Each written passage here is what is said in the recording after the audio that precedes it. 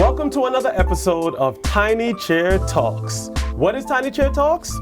Big conversations in tiny chairs. Today's topic, interpersonal relations.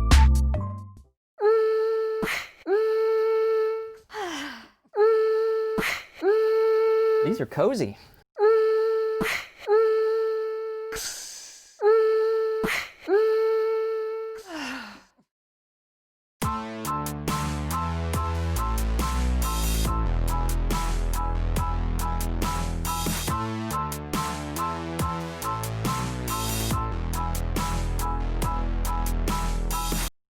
Dexter Richardson, thank you for joining us again on the show. Thank you, Ray. How you been? I've been well. It's been a long time since you've been here. Long time.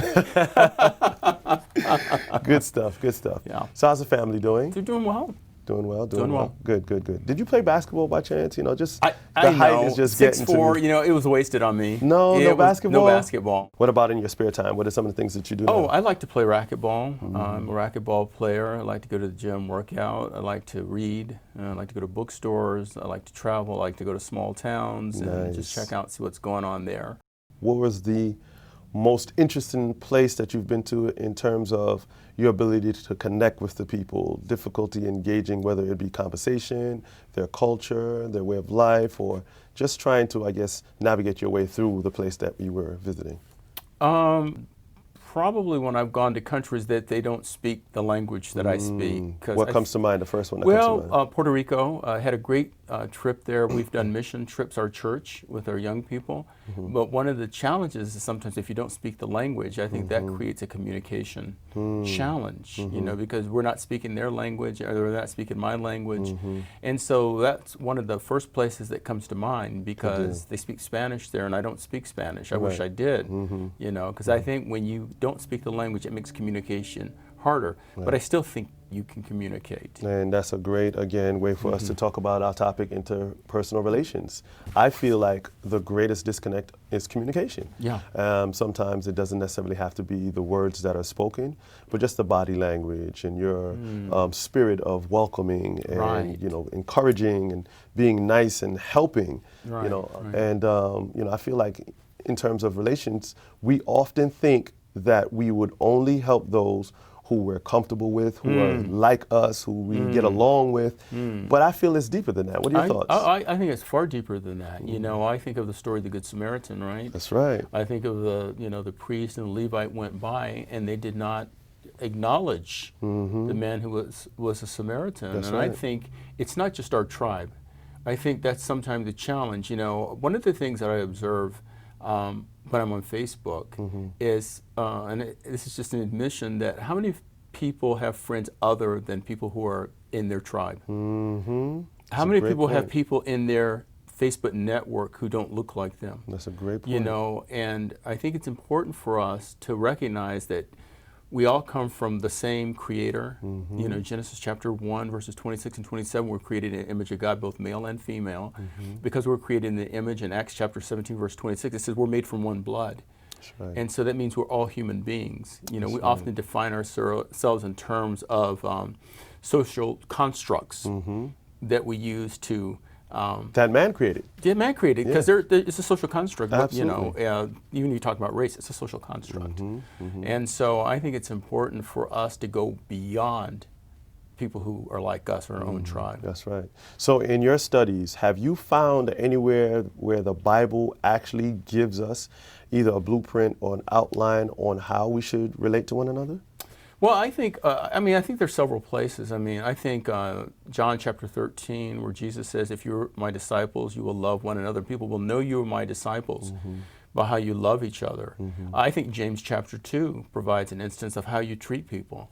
You don't elevate some people and then relegate others, you know. So I think there are some pretty clear guidelines on how we treat people, and that we're all created in God's image.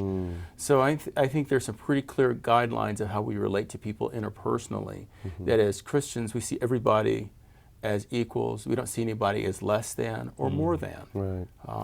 Right. So where do we fall short as a church, as a people, individually?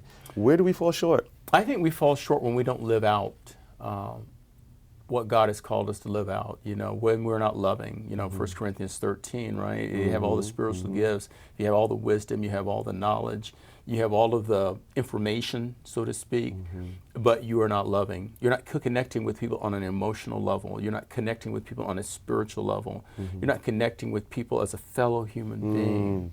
So I think that's where we fall short when we're not loving, when we're giving some people status and not giving other people status, because they have gone to a certain school, or they have a certain education, or they have a certain amount of money, or they have a title.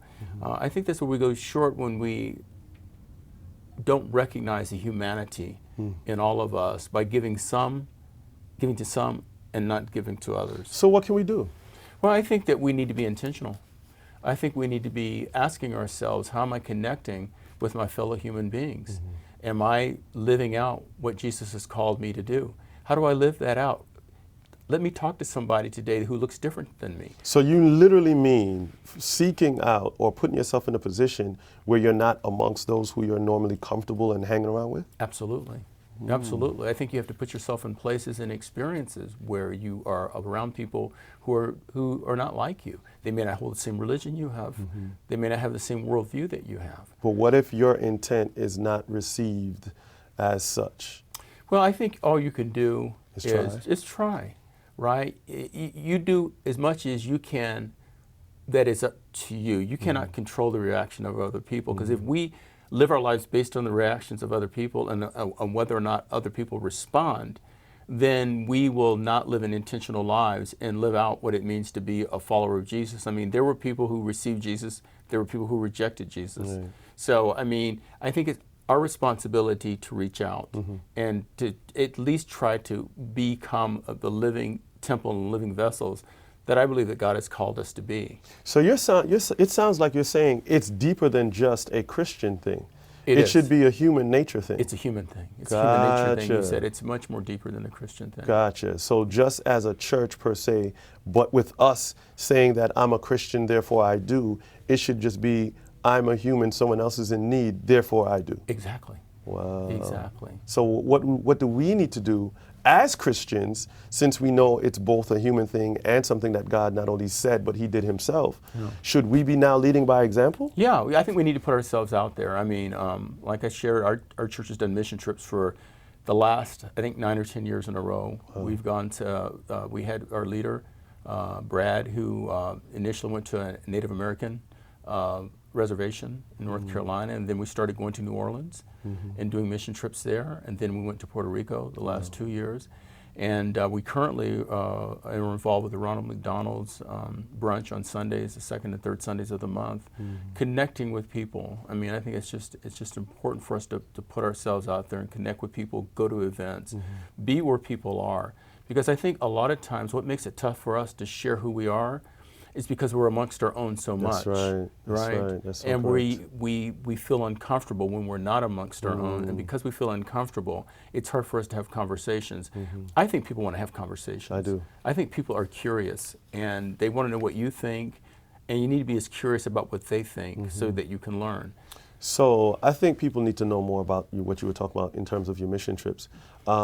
Did we miss it already for this year? Did you guys already go? Well, we went in July. Okay. So, but now we're going to I think we're going to repurpose what we're doing, because we had been going to Puerto Rico, but now we're talking about doing things locally. Gotcha. So doing things locally in the community. We haven't defined what that's going to look like, whether it's going to be involved working with humanity, Habitat for Humanity, or working with some local nonprofits in Durham or Chapel Hill. Will you do us a favor and let us know when that is, so that we can advertise that, and maybe people even here can come to where you guys are and join you guys and make it even a bigger adventure. We'd love to do that. That would be awesome. Absolutely. So now, what can we do? You said be very intentional, put ourselves in a position. How do we start? Small steps for individuals who've never really done this before, put themselves out there. Right. What would you suggest as a great starting point? Well, I would suggest going with people who are putting themselves out there. I mean, if someone says, I'm going over to Ronald McDonald's house, come with them. If someone says, I'm going to go downtown and go to an event where people are gathered and there's music, go with them. You know, kind of learn to break out of our shell. I mean, I think sometimes people need to just have the support of another person if you're not used to doing it. I think it's one thing to tell people to go do it, but I think many times you have to show them how you do it, you know, and not just tell them, because if you tell them, they may not have the strength within themselves. They need to have some support to be able to do that. Now, of course, we have to be careful in which the environments are that we're going, of course. We would be wise as a serpent, harmless as a dove. We have to make sure that but at the same time, if we're invited by someone else, just because we're Christians, we shouldn't be so quick to say no, you know, because we want them to come to church, but we're not as willing to go to where they are. So how do we find a balance as to where we should and shouldn't go, and you know? Yeah, that's an interesting question, Ray. I think that I think about Jesus. I mean, when he was here, he probably went to some places that people looked down upon and frowned down upon. You know, he said, you know, he was at a place and they said, oh, he must be a wine bibber, right? You know, he can't, you know, he comes dancing and singing and all of this stuff. And so I think sometimes we're going to put ourselves in some uncomfortable places. I mean, I wouldn't suggest going to a drug hangout. That I'm not suggesting, right? But I'm suggesting that are places that we could probably go to, even music venues where people are listening to music and be able to connect with people. You know, because a lot of times people aren't, I think what made Jesus so powerful, he went to where people were. Rather than having them come to him. Right, because often we wait, and that's how we function. We want people to come to us. And so we try to pull out all the gizmos and all the red light, flashing lights and do all kinds of stuff to get people to come to us. But I think it's important for us to be willing to go to where the people are and ask for discernment. I think that's one of the things we often have to pray for. We have to pray for discernment. We have to pray for wisdom and ask the Lord's leading, you know, when we're invited to places to go to. I mean, I've gone to places. I've gone to other churches where people have invited me. Will you come to my church, who are totally different faith, Pentecostal? And I've been there when they said, brother, you're not getting the Spirit. You need to get the Spirit, brother. But I went. You know, they were my neighbors, and I went with them. So I think it's willing to be open. I think that's one of the things that is, in developing interpersonal relationships, is having an openness and a willingness and an intentionality. And I think that goes a long ways in allowing us to develop and build interpersonal relationships. That's awesome. So before we close, give me, in your best words, what you would say the best definition of interpersonal relations is.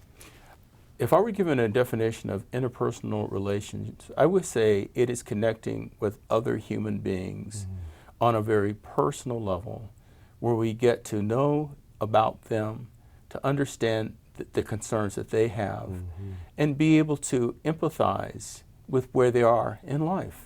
I think that's really an important part of when you talk about interpersonal. So simple, but yet so deep. Yes, so simple, so deep, and not always so easy. Yes, and that's the key. And that's why we shy away from it, because of that last point. It's not always easy. Well, I thank you so much for your wisdom, as always. Thank you for coming and come join us again on another episode. Thank you, Ray. Thank you guys for watching another episode of Tiny Chair Talks, Interpersonal Relations. Please comment, please watch future videos, and don't forget to pray for us as we do the same for you. Bye-bye now.